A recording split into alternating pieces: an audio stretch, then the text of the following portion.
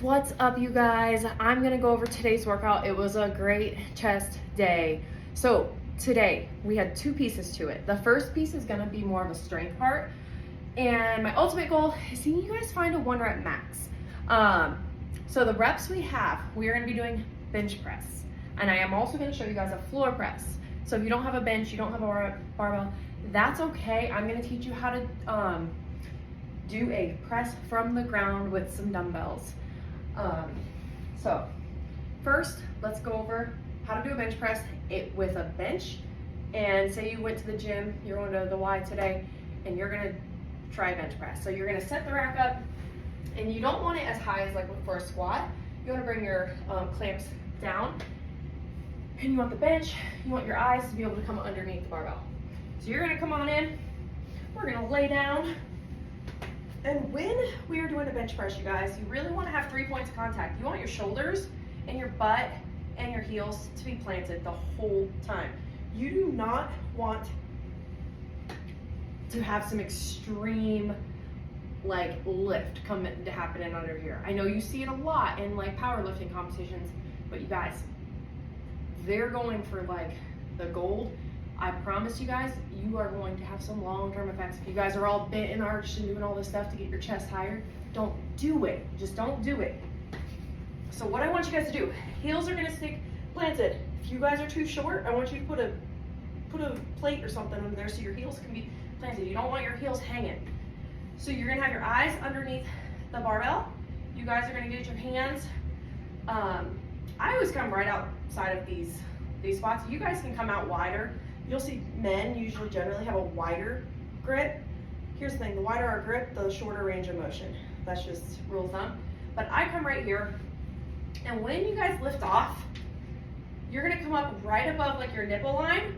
Your elbows are gonna track down, and you're gonna drive up. So you're gonna be out at like that 30 to 45-degree angle with your elbows, down, up, and then come back.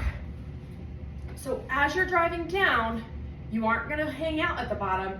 You're gonna touch, and you're also not gonna bounce off your chest. You're gonna come down, tap it, and go straight up. Gotta use that momentum of coming down to get back up out of it, or you're gonna get stuck. So the reps for today are 5-5, 3-3, 2-1. So I want you to do 5, rest for a second, 5, not for a second, but for a minute, 2 minutes. 5 again with loading weight, and then 3, 2, 1. Ultimate goal is maxing out. If you don't have someone to spot you, please don't max out, you guys. It's not safe. It's not safe to fail, because think about it. When you're up here and you fail and you're down here and you can't press it up, you're stuck. You're rolling it down. It's a really crappy feeling. So if you don't have someone spotting you, don't do a true max out. It's just not worth it. So that's what we're gonna do first. You're gonna do that 5-5. Oh, and if you come from the floor press, all that's gonna happen is you are gonna lose range of motion. So you guys can still do it. Same mechanics, same everything. You're gonna have your 2 dumbbells up here. Your feet are planted.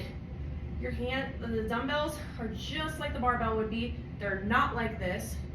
They're like this. And you're gonna bring them down. You wanna keep them symmetrical to each other. And your elbows are gonna stop here. You can't go through the ground. So you're not gonna be able to touch your chest, and you're gonna drive up. Down, drive up, down. And say all I had was 8s today. I would probably do, because we are trying to go heavy, that's the stimulus for the strength part. I would probably do like a 5 seconds down, 5 seconds up. That way it's gonna be a little bit harder. Put more time under the tension, and it's gonna make it a little bit harder. So that's the first piece. 5-5, 3-3, 2-1. The next piece is just a quick little burner. It really gets everything fired up. So the next piece, it's every 90 seconds. So when you guys set your WOD timer, you guys are gonna set it for, on EMOM, every 90 seconds for 5 rounds. So 7.5 minutes. And what you're gonna be doing, two movements. So 5 rounds of this, every 90 seconds you're gonna start again. What we're gonna do, the dumbbell bent over row. So you're gonna be on the end of your bench. You're gonna have your hand on the end of it. Your fingertips are facing forward. You're gonna be down here and you're gonna pull into your lat. You're gonna pull all the way into your lat. It's gonna get hard about here. You're gonna wanna go back down. I don't want you to go back down. Pull and engage all the way into the lat and almost exaggerate it. Pull, elbow comes straight back. So that is what you're doing. You're gonna do 5 on this side. You're gonna jump over to this side of the bench. You're gonna do another 5. And I want you guys to make sure your body's nice and tight. You're not doing this. This is what we're not doing. I don't want you to go grab a 50-pound dumbbell and do all that stuff. You're gonna get hurt, you guys. Don't do it. You guys wanna be in control of the dumbbell. Don't, like, it's not worth it, you guys, to be flopping around. It's not worth it. Have control, come up, come back down. 5 on the other side. We're gonna do 5, then we're gonna go to 5 push-ups. So 5 on left side, 5 on right side, 5 push-ups. Push-ups, you guys. You're gonna come down. Your hands are directly under those shoulders. You're gonna touch your chest to the ground and drive up. I feel like you guys can't really see what's going on. Okay, so down, up. Elbows are tracking back. Notice my body stays in nice line. Down, up. I'm not hinging for my knees. I'm not hinging for my hips. You want your body, oh my gosh, you guys can't even see me and what's going on. I'm sorry. Sorry. Your whole body's coming down and up together. You are not hinging from the hips like this. This is not right. But you want your hands underneath your shoulders. Hands are under your shoulders. Elbows come straight back, and you're gonna press up. That is a proper push-up. You guys, make sure everything's staying nice and tight. We gotta protect our shoulders as much as we can. The worst thing you can have is an injury, so don't be out here. That puts a lot of strain and stress on our shoulders.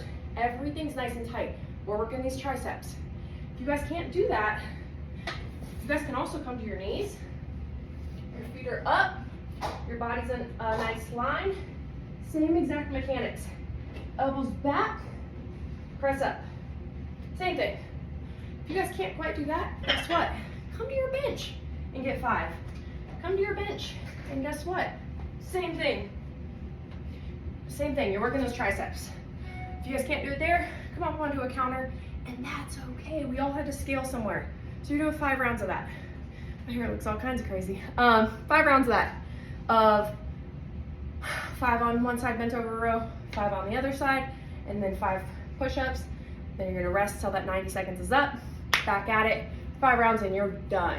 You're done. So today's kind of a quick one, but it's really a great chest workout. And then go take the post-workout. Do not skip that step. It's just not worth it. Go start the recovery process on our muscles and start replenishing those glycogen stores so we can get proper gains from our workouts. Not meaning we're gonna be huge, but we wanna stop that muscle breakdown as soon as we finish working out. So don't forget, take that, and I'll see you on the next workout.